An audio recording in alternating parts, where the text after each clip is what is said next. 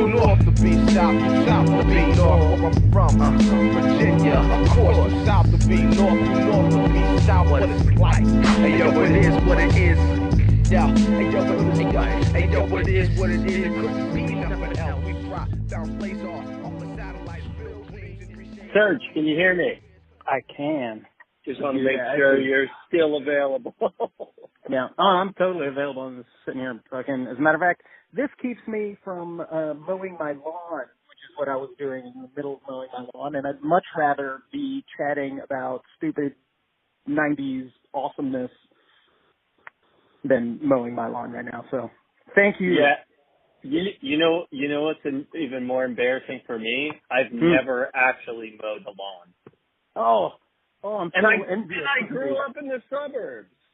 Dude, mowing the lawn blows. It's fucking horrible. It's sweaty out here. I've developed allergies now that I'm an old man. I fucking have to wear like it's fucking hot as shit out here. I'm sweaty as hell. I'm wearing a fucking set of coveralls. It's fucking horrible. Are you still on the East Coast? Yeah. I'm still outside DC. Nice. Yeah. And are you originally from the area? Are you? Yeah. I was born in DC proper, and but grew up in the burbs. Which burbs did you grow up in? If you don't mind my asking. In Vienna. Vienna. Yeah, sweet. Vienna, and then I moved over to Hugh's place and was out in Arlington and in Alexandria. Primarily. Yeah, I didn't know if you were a DC proper guy or if you were a Virginia guy, per se. I am a Virginia guy who ran away into the city to do everything I could to not be in the suburbs. Well, that's what we were all trying to do. Yeah.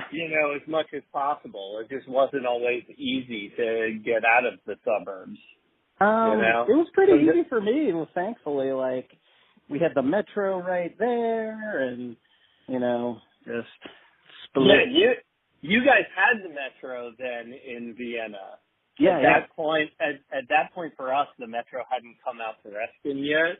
Oh, yeah. So, you had to actually drive to the metro to get on the metro, which somewhat defeats the purpose of. Well, no, because you had the bus too. Like, I think a lot of folks kind of dismiss the bus as being useful, but like the guy Mike Palmado who played bass for the Goons, like he was from Reston, and he just lived on the bus, like take the bus into the closer suburbs and get on the train with us or whatever. But yeah. Well, I should have gotten my bus schedules down a little bit better. And if I had, then I wouldn't have missed out on a lot of DC stuff that I'm that I'm only hearing about now. Wow. Unfortunately. Well, at least you didn't have to feel the pain of missing out while it was going on, yeah. All my friends are downtown, and I'm here playing fucking video games, and this is bullshit. So, when did you actually start playing music? I think when we were 17, me and the group of kids that I hung out with in Vienna, most of them played some instrument or another, and we just, we wanted to do something, so we just started doing something.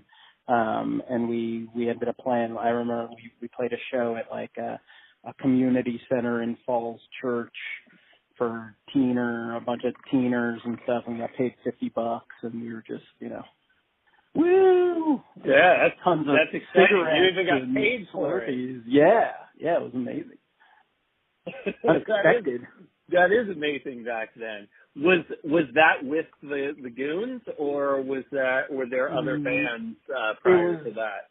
It was, I don't even remember what it was called now that you asked, but it was just a handful of dudes. I think one of the guys, I think Mike Palmetto might have been involved with that too, but I don't even remember exactly. Reston guy Mike Palmetto. Yep. I heard he spends a lot of time on the bus. He does. Indeed. So what was the scene like back then in high school for you? The scene for us in high school, I guess, really, for me, it's centered around the old 930 Club and what was going on in Reston, like, because there were no other punk bands around, and then Mike turned me on to some of the older Reston stuff that I never got to see, and then we started going to Jam for Man, and that was a huge, like, these are young kids, like, not much older than us, who are making music that sounds like music, right? It doesn't sound like some slopped together fucking bullshit. It doesn't sound like, the school band all out of tune and out of whack. Like, they sound like real music, and people are fucking loving it, and like tons of people would come out. And so, yeah, like it pretty much, that's kind of what we did. We'd go to the 930 Club, and go to Jam for Man, or go hang out in people's basements, and listen to records. What were the bands at Jam for Man that got you most excited or inspired? The first Jam for Man I went to was the one that was held out on the track at the high school. Then I remember seeing Avail there for the first time, and being really, blown away. They were a very different band back then. Beating the time slip by like a waterfall, we just can see it all. I want the rain to come down and wash away all our hate. To me it doesn't make sense. Spend our days promoting pain.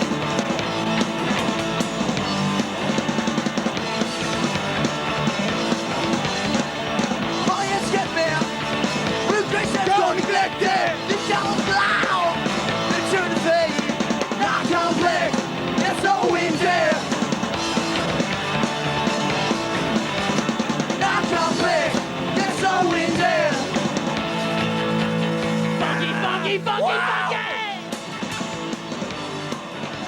Beating the town slip by like a waterfall. And who else played? I think Remission played, and they were great. And then we would go to Jam for Man, and we would see, God, who else would play? My God, I saw Brothers and Branch Manager, some band called Stunt Monkey, which is a horrible name, but, or no. Sun Monkeys, yes, thank you. I remember seeing Sun Monkeys there, Crunchy Water, which, whereas they played well, wasn't exactly what I was into, but it was still cool. Yeah, I saw Avail a few times, if I recall, at those community center shows. And I mean, it was really a social thing too. Like, that was a place where, gosh, there's all these other weirdo punk kids from all over these suburbs that I don't see anywhere else, and suddenly, there's 150 of them all packed into this community center, and I'm like, wow. And what were the bands when you were going into DC and you went to the 930? Like, what was the first band that just blew you away? Well, I wasn't really going to the 930 Club so much to see locals as I was going to 930 Club to see, like, Fear, when Fear did their first reunion tour with, like, the original members, and I saw 7 Seconds there, and God, who else? Fuck. Man or Astro Man and stuff like that, like GDH.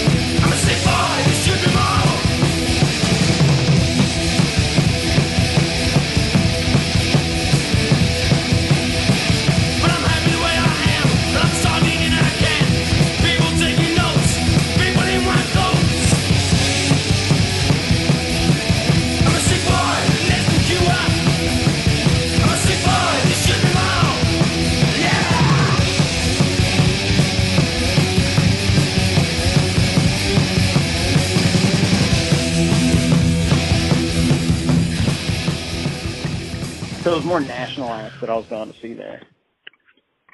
Yeah. Well, that's what I mean. I kind of wanted to find out, who your inspirations were, or what was the music that was influencing you?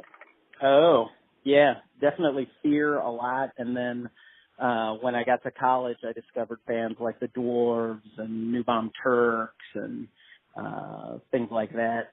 And we were going to see them a lot. And then when I moved back from college, the Suspects were playing here in D.C., and somebody turned me on to them.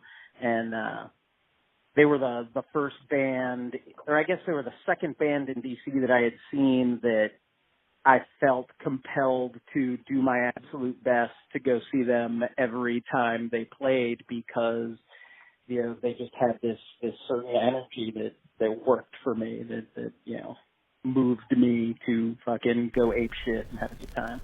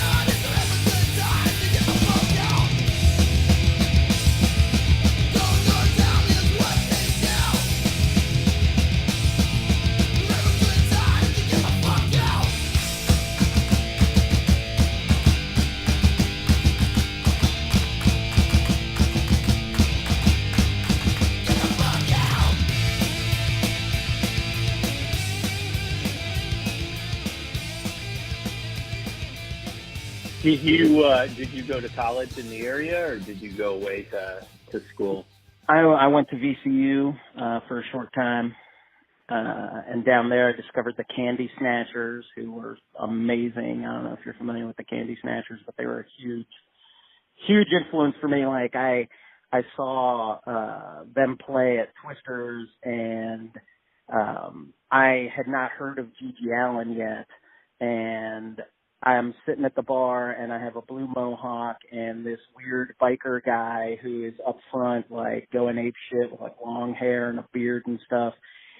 He comes back to buy himself a beer, takes one look at me, and kind of grabs me by the T-shirt and drags me up to the front of the stage, and he finishes his beer, hands the bottle to Larry May, who's the singer for the Candy Snatchers, who at the time he had like a very nice haircut, and he had a nice white button-up shirt on, and he had some acid wash jeans and what, like, I assume were like some penny loafers on or something, right? And he took that bottle and he broke it on the bass drum, and he stabbed himself in the head with it. And he just started gushing blood all over the place. And, I had never seen anything like that before, and it fucking was amazing.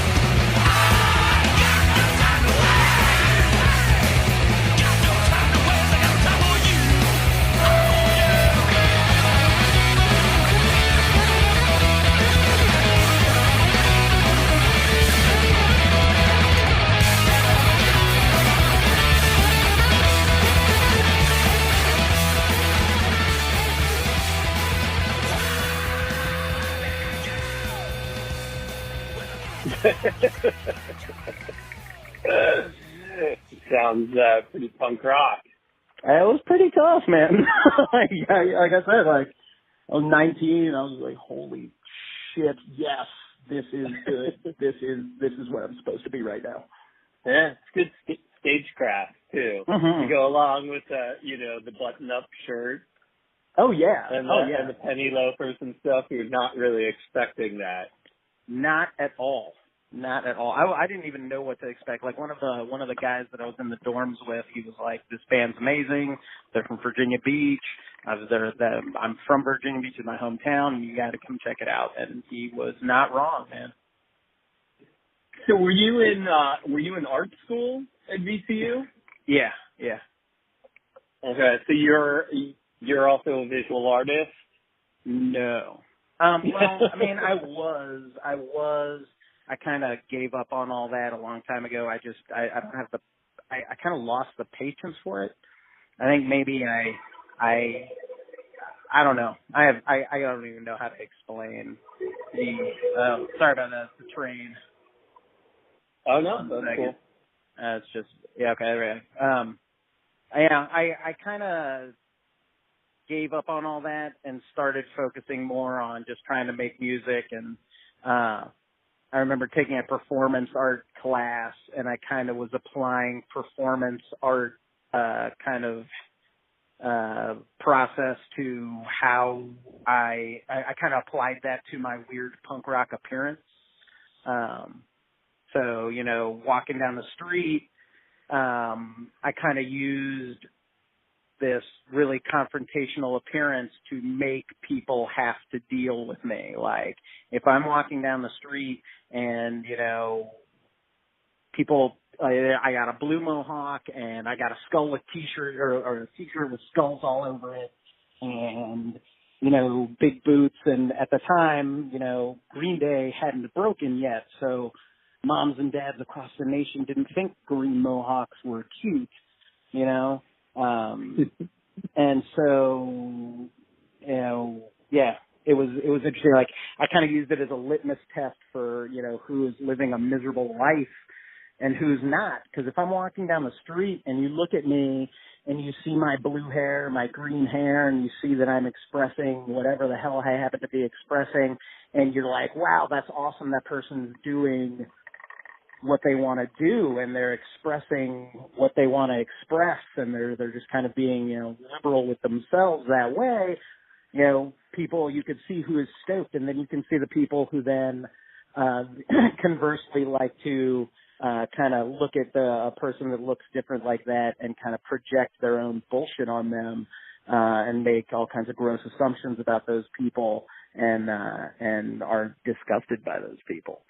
And I'm okay with that. You know what I mean? Like, I want them to have to confront that, or I did anyway, when that was my deal.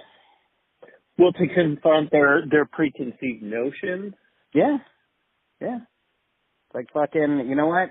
Make them have to wear it on their fucking faces. Bring it to the forefront of their thinking, for the couple of minutes that they have to watch me walk by on the sidewalk.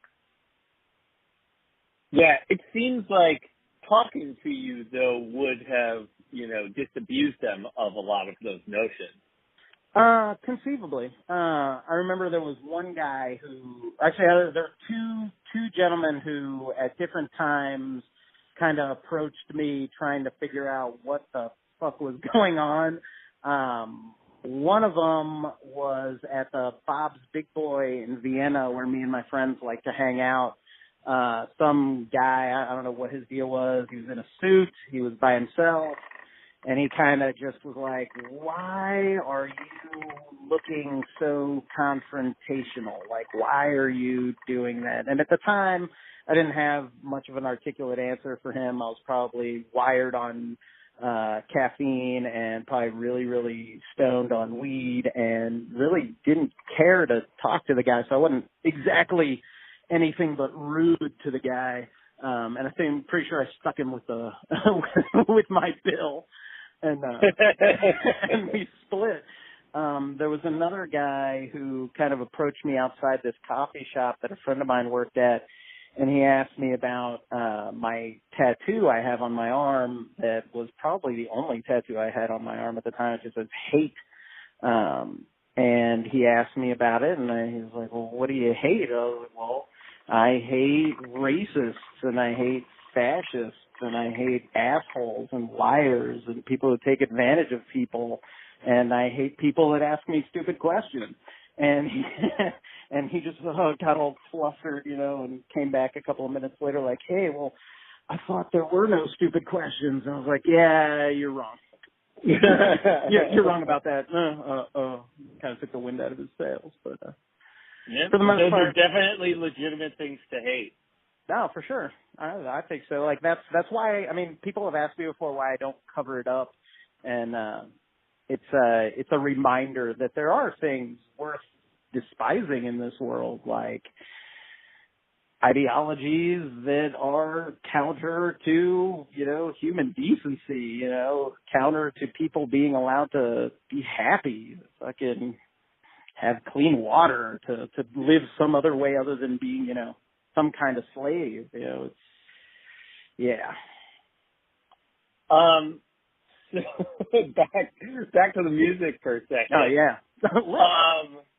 So when you got more serious about music after stopping taking the art classes, what did that look like? What happened, and how did the Goons come together?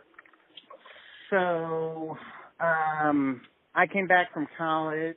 A bunch of my friends, like 2 or 3 guys, had just graduated from high school that were friends of ours. And they wanted to start something, and I wanted to do something, and I actually started off playing the drums because nobody wanted to play the drums, and I was a terrible drummer. And we just wanted to have something to do, like none of us were into sports, and none of us wanted to, I don't know, focus on careers or anything crazy like that. Like, we just wanted to make noise and smoke dope and hang out with our friends, and that was the big motivation, And then when we started to really play more, and people, were excited that we were going to play, and people were excited to come see us, it kind of changed my whole headspace about, kind of everything else that I was doing in my life. Like, at that age for me, criminal activity was not weird or scary, or it was just something that we did. Like, we did stupid shit all the time because that's what you do when you're young and you're dumb and you've got, no investment in not doing these things. And so, the focusing on the band and having, shows to look forward to that we were going to play was a reason to not do other stupid shit. Like, I need to make sure that I don't get arrested just so that, I can play this show. I got to make sure that I don't, do anything else stupid. I don't even know what, but, and so then, we're focusing on the music, and the motivation there too was like, we want people to go ape shit. Like, that's what we want, is we want to have a room of people who cannot keep from fucking freaking out. We want every show to feel like it's a party. We want everybody to come together and have a good time. And it worked out that way a lot, but not all the time. And so there were times where we did things like, well, we're not going to play in DC for a few months because, this one show, this kid got busted up and cut open with a broken bottle during our set. Like, I don't want that. Nobody wants that. And that was happening a lot in DC at the time. But, yeah, I just wanted to play, man. Where were you rehearsing? We were rehearsing at the Goon house. I moved into a house in Arlington, and we and the Suspects and Lickety Split all were practicing out of the basement.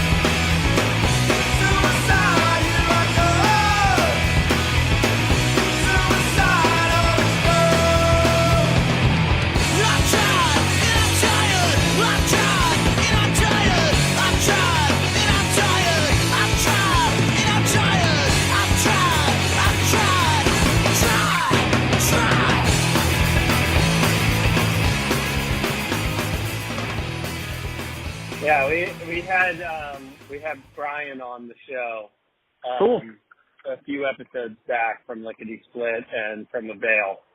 Yeah. And it's just so cool the crossover between different guys and different bands in the area. It's awesome to hear, the cross-pollination that sort of happened around that time. Yep. Like you start a band breaks up, and then that band forms like 3 other bands, and they all start playing together too. It's and then you're going to see their bands. It felt like a good community at the time. Like there were a lot of people who were excited. People were coming out to all the shows. Started playing at places like the Asylum on U Street, and then when the Asylum closed down, we're playing. Our guitar player was booking shows at that place like every, I think, Thursday night or something like that. And so that place became this place where Jew is. Everybody knew that every Thursday at the Coffee House on U Street, there's going to be some kind of punk show going on. Like they might not know who's playing, but they're going to show up anyway. And so what was the band's lineup at that time? It was me and Mike Palmetto, and we went through a bunch of drummers, and TJ, who was in a band called Death Camp Skinny, he joined our band along with Death Camp Skinny's drummer for a short while. His name was Ben Bell. And then we had a second guitar player for a while who was Dave Prukop. And that was kind of like the core for a while. Was me, Mike, PJ, and Dave. And how did you go through the process of recording your album? So we really didn't know anything about recording. And you can definitely tell that's the case if you listen to our first 7-inch. But we so recording for us, you go into the studio, you set up all the equipment, and then the band plays all the songs a million times over, trying to get them as just right as they can. And then if you're going to do overdubs, the guitar player goes in and does some overdubs, and then the vocals go on top of all of that, and then we would come back like the next day or the next week, and we would mix everything, which is, to me, the most awful part of being in the studio ever, like having to listen to this one part of this one song over and over and over and over, trying to get everything blended and textured the way you want, and then by, hour 6 or 7, it all just starts to sound like mud anyway. I hate that shit. Like that is, like, I love to have, like, recordings for people to have, because I love that they love it, and I love that they come out and they can sing along because they love it and they've been listening at home. But I hate the process, man. I would much rather just play live. Just play live all the time to fucking tons of people and have a great time. Not a studio rat. Oh my God, no. Fucking What was the studio, or what were each of the studios that you recorded each of your recordings at? So the first 7-inch we did at Doug Kalmeyer's house. It was called the Stone House. It was in off of Franconia Road in Alexandria, and he was a sound guy at the Black Cat, and he still does sound for people. He's a really good bass player too. And then the second recording we did, we put out a split 7-inch with these friends of ours from Philadelphia called the Boyles, and we recorded that at Inner Ear, and we had Kent Stacks come in and kind of help us out with the mixing and the sound, because he knows more about that shit than I do, and certainly did a better job. It sounds a lot better, let's say, for sure, than the first. You live in a runaround, let the bullshit hold you down. You run for cover rail, next thing you know you're dead. What a destiny in the world, what a destiny in the world, what a destiny in the world, what a destiny in the world. Flashes of wasted time, things that never crossed your mind. You thought there'd be no regret, sucking off your TV set. What a destiny in the world, what a destiny in the world, what a destiny in the world, what a destiny in the world. Money on consumer slave, so freedom that you crave. What's hard for your demise? Interactive suicide.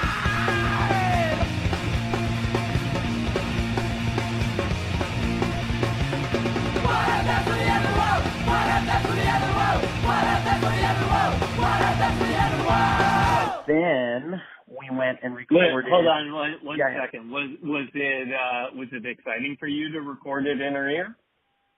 Yeah.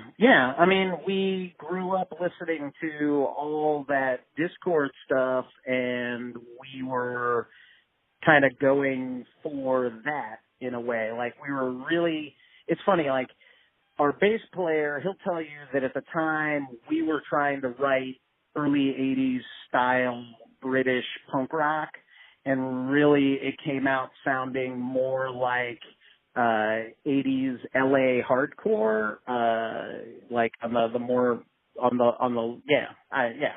And well, you were into Fear, you know. Yeah, for sure. I was very into Fear. So I mean that from my end that makes sense, but you know, I don't play any of the instruments, and whereas I contribute a little bit to what happens to people's riffs when they bring them to the table. Like, I certainly wasn't writing any of that stuff, you know. But I guess it just worked out that way. But we kind of, you know, not knowing anything about recording, but knowing that studio would have an idea of what we're going for, we figured that was probably the thing to do. And we did it, and it was cool. We recorded most of our first CD there as well. And then we had a lineup change, and we wanted to record some songs with that lineup change. And we ended up going to a studio in the city that was run by Jeff Turner. I can't even remember what the name of the studio was. But then when we went back and re-recorded those songs at his studio, Brian Baker came, and Brian Baker was really helpful. And thankfully, you know, in addition to him being really helpful, you know, Jeff Turner took the recording session a little more seriously because he has respect for Brian Baker, and rightfully so. And that ended up being our first CD called Living in America. Came out in '97. So thinking back on those CDs, what were like the songs that were breakthroughs for you? So off that first CD, would have been would have been Every Day. Like, that song, I mean, and this is going to sound totally weird and random, because it is, but 2 days ago when I was walking by my office around lunchtime, this guy who I assume some young homeless guy looked at me and started singing the lyrics to Every Day at me. And I talked to him for a minute, and that was totally weird, but that song seems to have stuck with people. Like, people still love that song. I hate my job. I do it every day. The boss thinks I'm stupid because I do things my way. I walk across the bridge, but I'm not in my shoes. I got to work and put the clock in all the bad news. The doesn't got a train, fast with the word. Every day is just the same. I went to gun every day. My mama every day. My mama every day. My mama every day. My mama every day. My father was his life, his father's day. Just 5 years, but 9 years for the time. Why my job? I do it every day. Boss is so stupid because I do things my way. I walk across the bridge, but I'm not in my shoes. I get to work and put the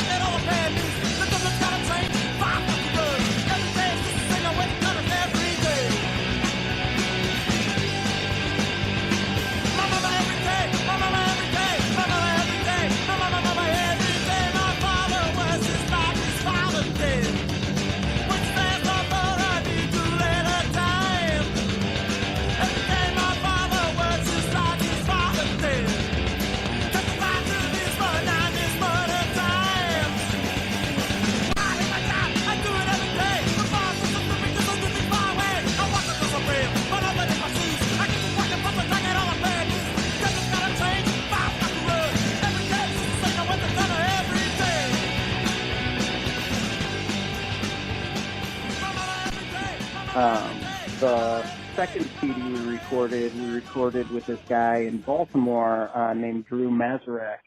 And we got turned on to him by Rudy Costello, who ran a little punk rock supply store in Baltimore called Sticky Fingers.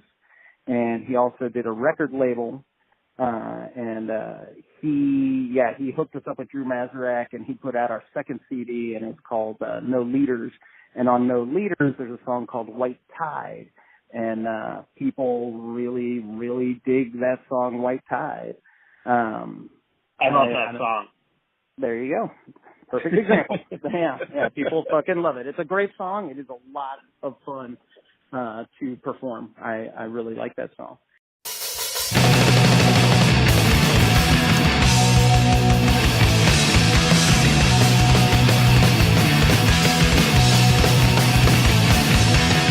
It's something to take about. I feel it every day. I don't know what to say. I feel like there's something great, but why do I care anyway? They think it's such a human way. The outside white side. The outside white side. The outside white side. The outside white side side.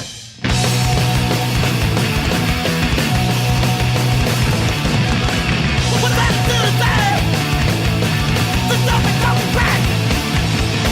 We'd have to find a second out. He won't be back. Speedballs and needle trying to find me like a hot track. The outside white side. The outside white side. The outside white side. The outside white side side.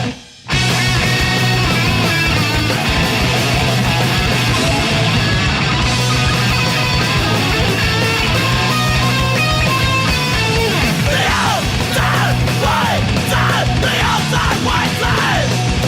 The outside white side. The outside white side side.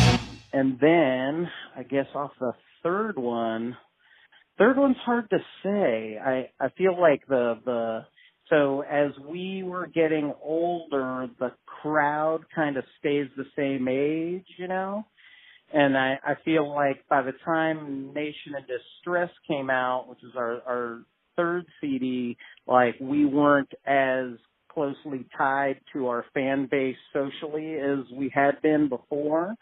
So it's kind of hard to tell what song off of that, people really liked. But I feel like I really like that record. Sometimes, it comes on random on my iPod, etc. And I just remember how great the guys that were in my band really were, I feel like they were fucking great writers and lots of fun.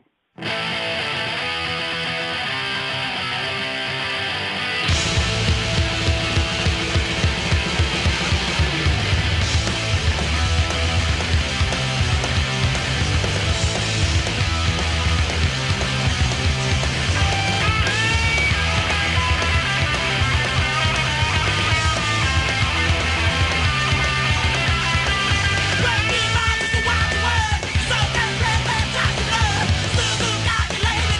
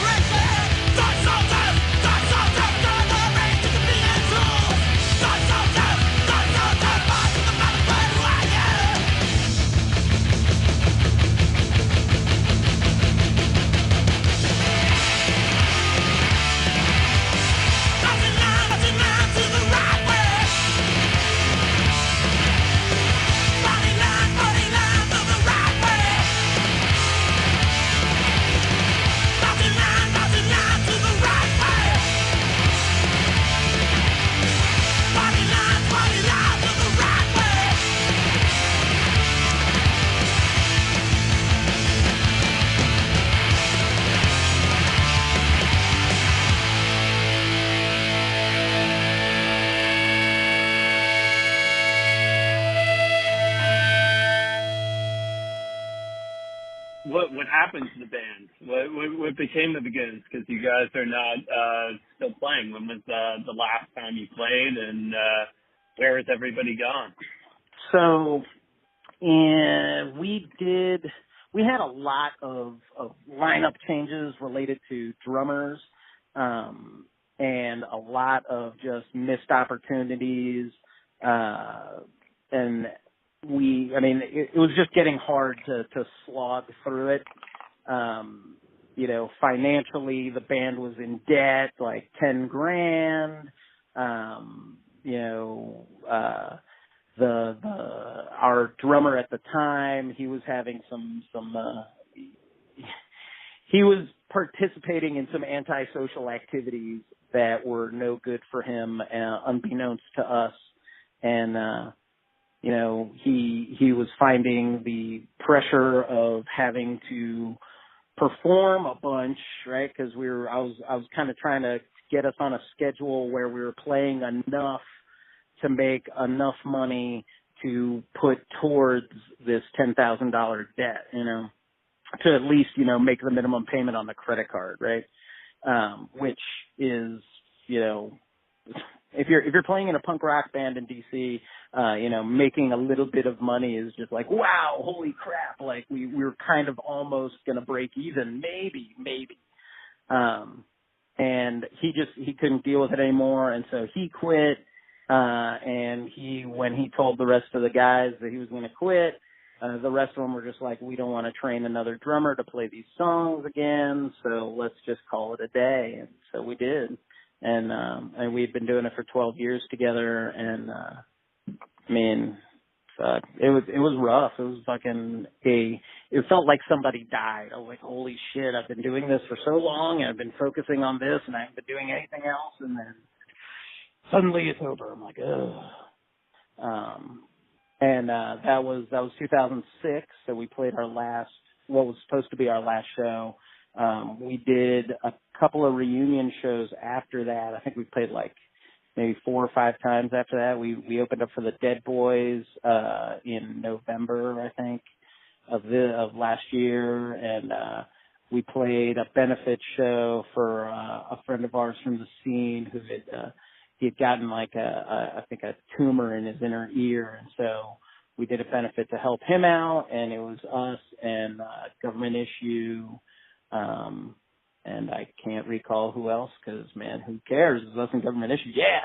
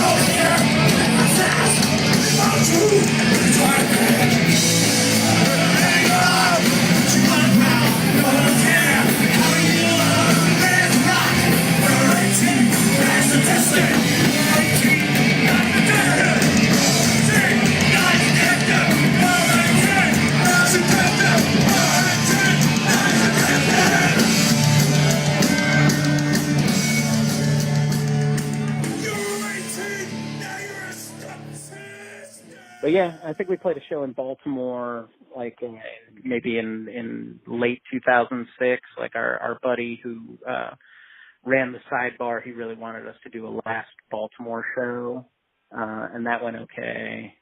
And we played with TSOL last year too in Baltimore.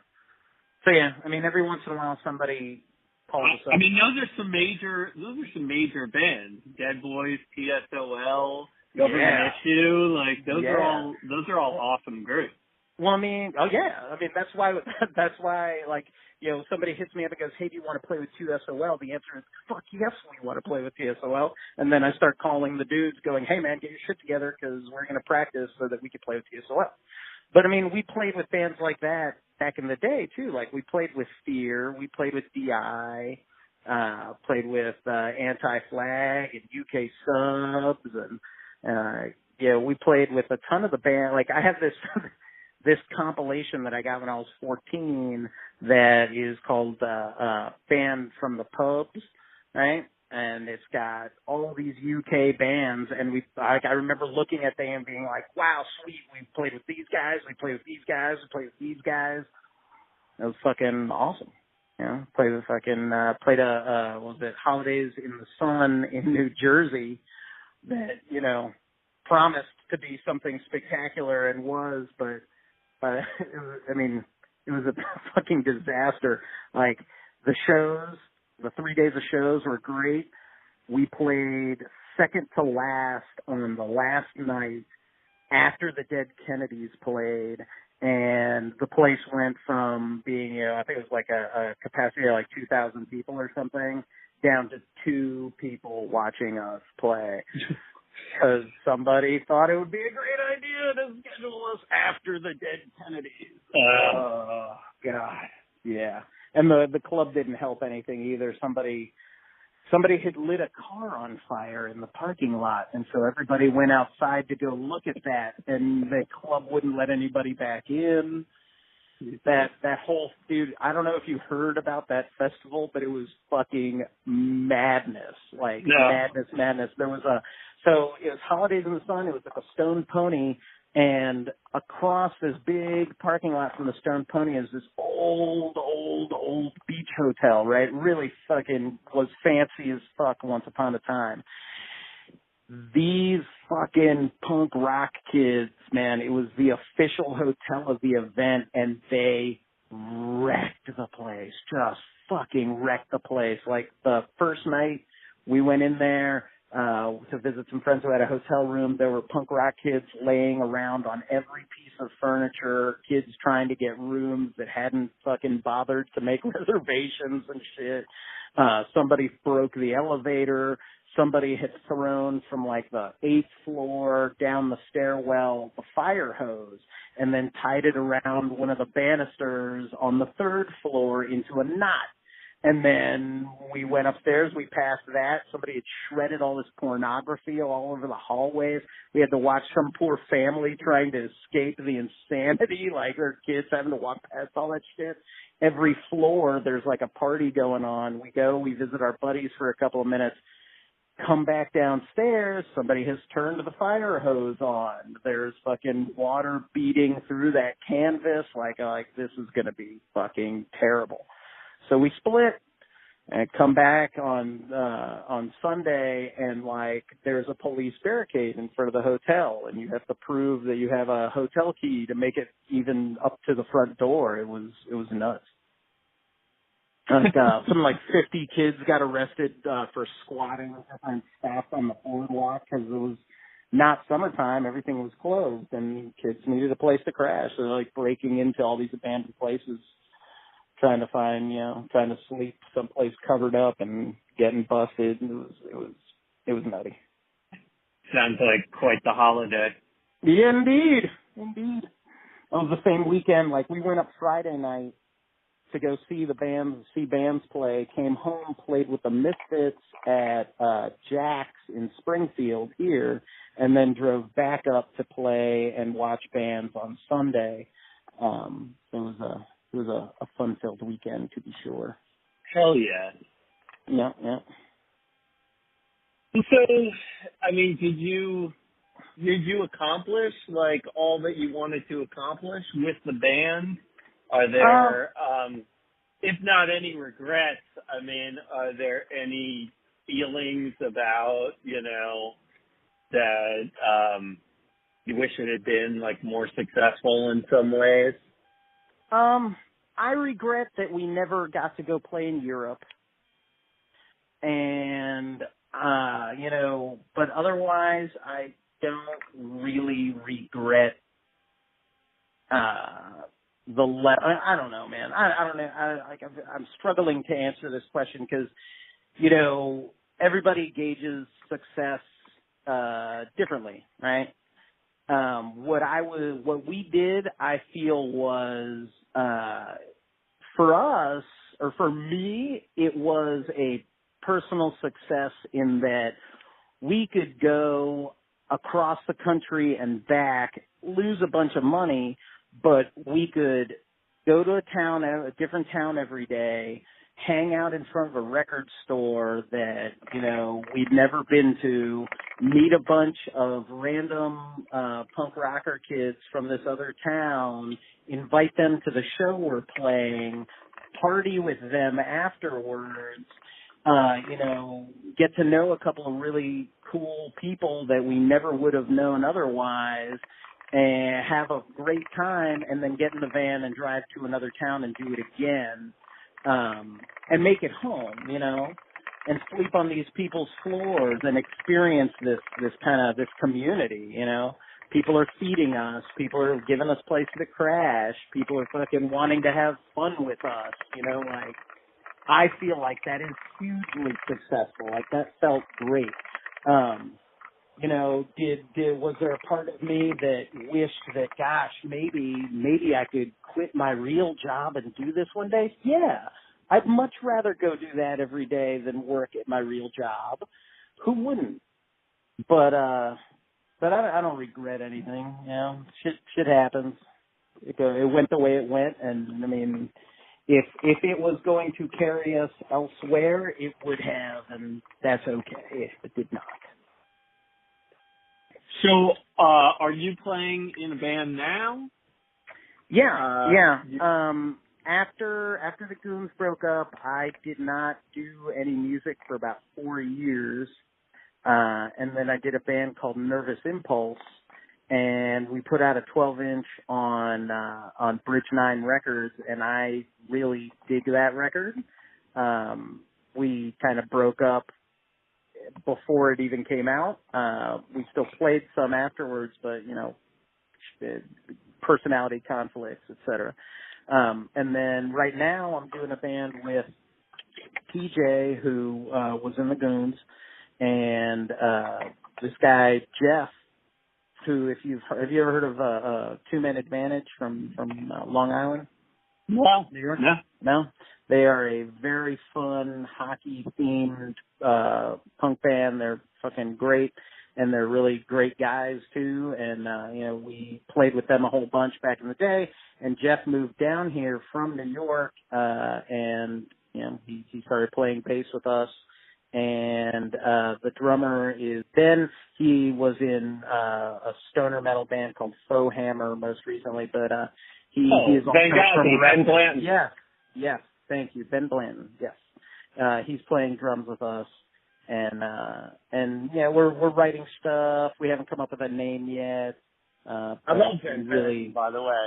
Yeah, man, he's fucking great, dude. He's fucking great. Jeff's great. DJ's great. Like, I've known Ben for a million years, and I'm glad we get to play music together, because he is.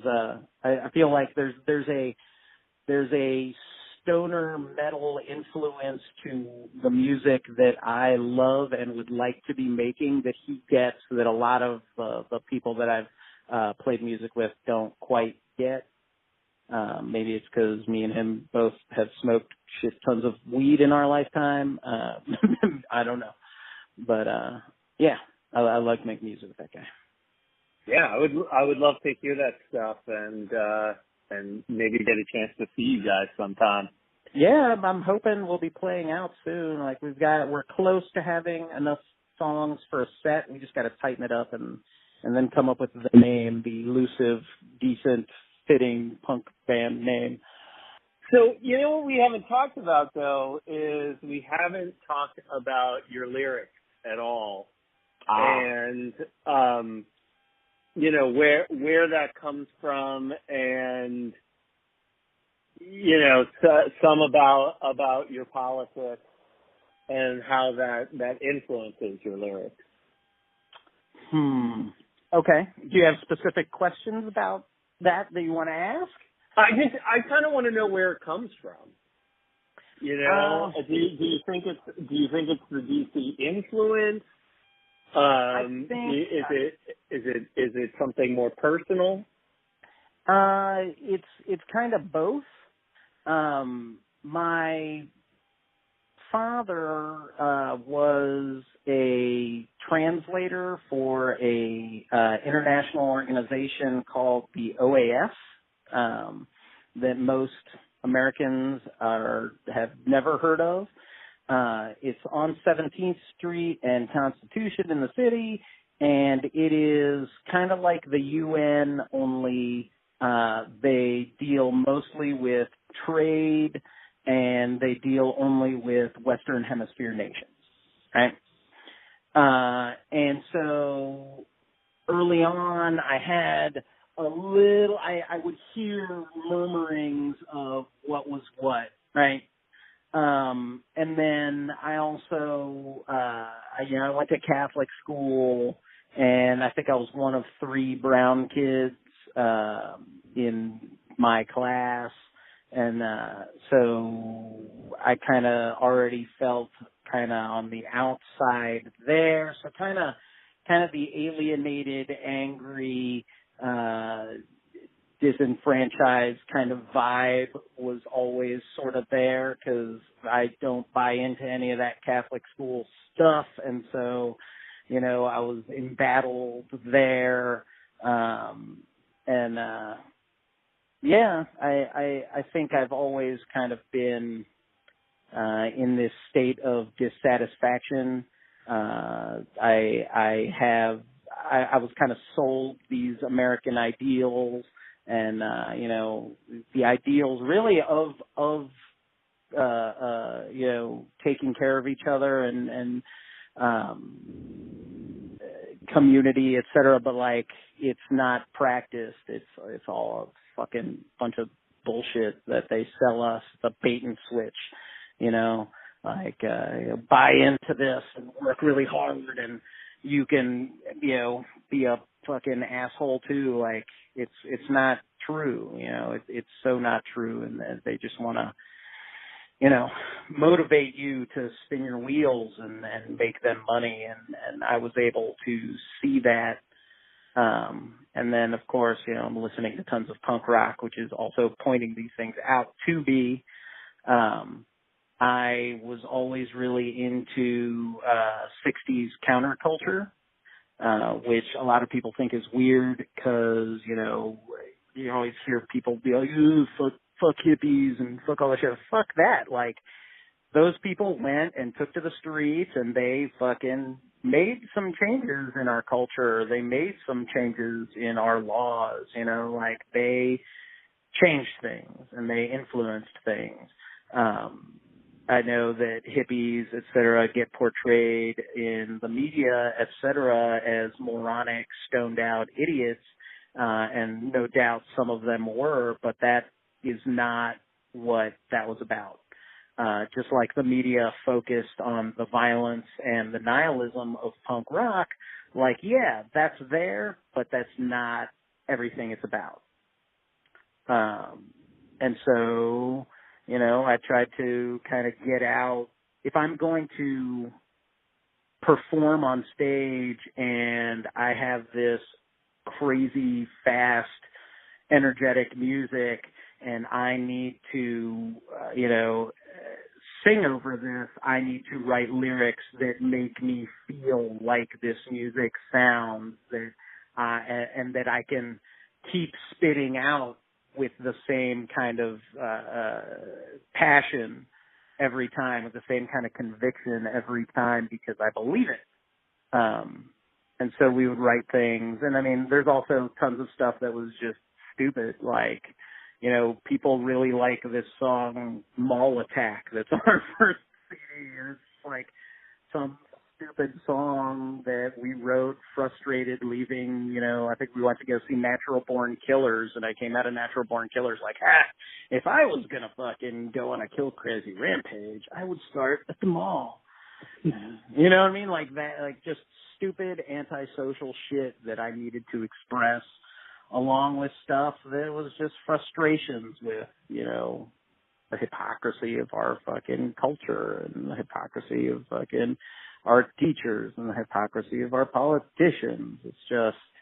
It's disgusting. And, you know, the people have been yelling about this shit forever, and it doesn't seem to do any good. It's disheartening and sad, but, you know, sometimes all you can do is keep on fucking screaming, you know what I mean? Like, scream your truth, and hopefully somebody will hear you, and somebody will will change something for themselves, you know? You must have a lot to scream about right now.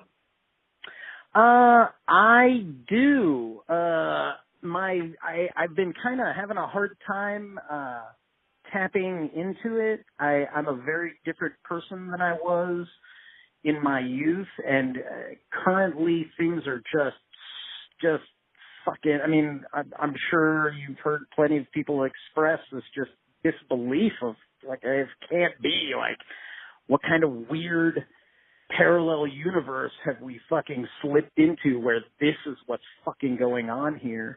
You know, I wrote a song for Nervous Impulse called Build a Bomb or Shut Up, and it's a song about myself and my own headspace and the idea that, like, you know, sometimes about some of these things I can sit here and I can bitch, or I can go build a bomb.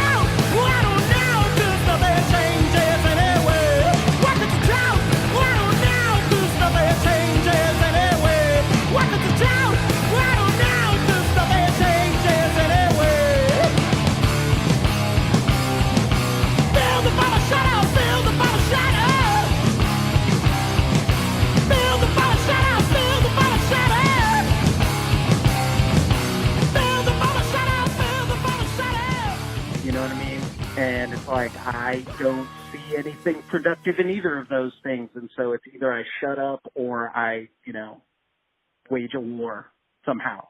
And I can't find, I'm having a hard time right now, tapping into that fucking rage because I feel like it will go too far. And I can't, I don't want to go to these horrible, ugly places. We're in a horrible, ugly place, but I got to do it. So it's going to happen. How do you find you keep it going? Like you are able to sustain yourself kind of as you age, you know, getting on stage and doing it up there.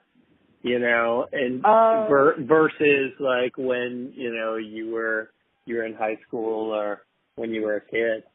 So I did it for 12 years straight, you know. It's all like when we go and we play Goon songs, it's pure muscle memory, and it just happens, and it happens the way it's supposed to happen. So some people I think, get kind of confused about what it's like to get up on stage. For some people, they're really self-conscious, and they have, you know, a routine that they're doing, you know. And whereas we have a set list, and I know that these are the songs I'm going to sing and these are the lyrics I'm going to be spitting out, it's all real free form for me up there.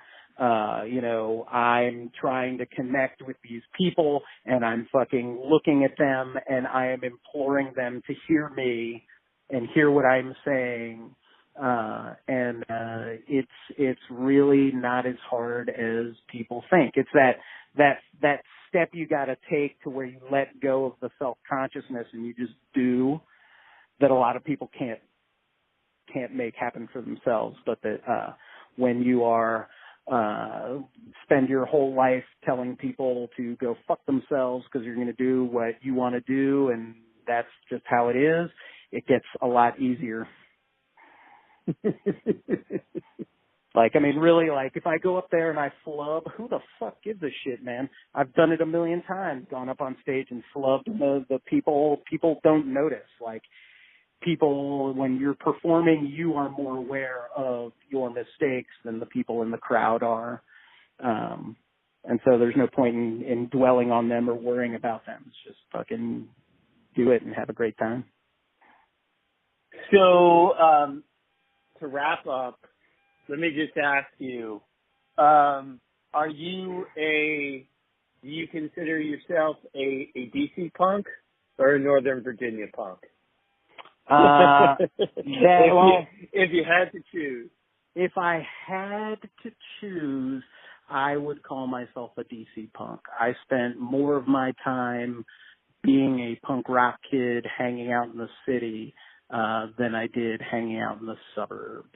And I went to more shows in the city, and I met fucking more people in the city and had more of a good time in the city. What did the Virginia suburbs, how did they influence your music, you think? So I moved to Maryland. You know what I mean? Like, that's how that shit works. Like, I said, fuck this. You know what it was? It was like being behind enemy lines.